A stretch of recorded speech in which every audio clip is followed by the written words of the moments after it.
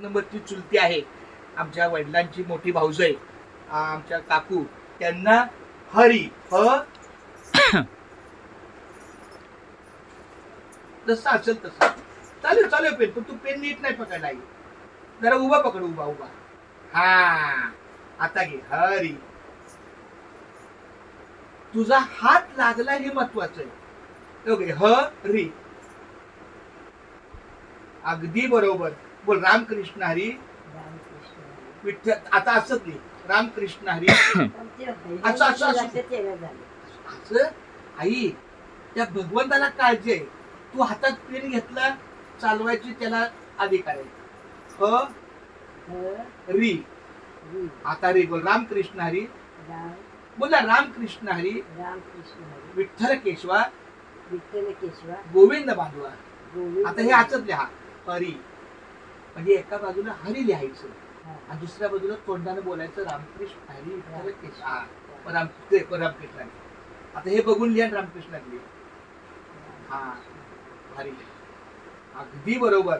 हरी प्रलावी चांगलं, खूप चांगलं, अगदी चालते. अजून बोलली पंचपदी झाली. 1 2 3 हरी हरी.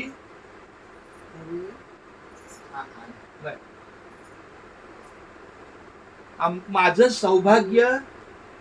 सौभाग्य की आमच्या या नोंद वहीला, नामस्मरणाच्या वहीला आमच्या आईचा हात लागला.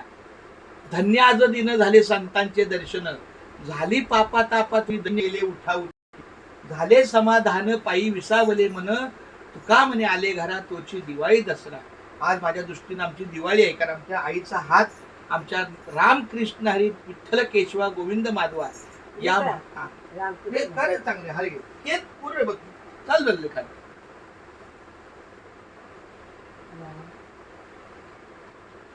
हा हे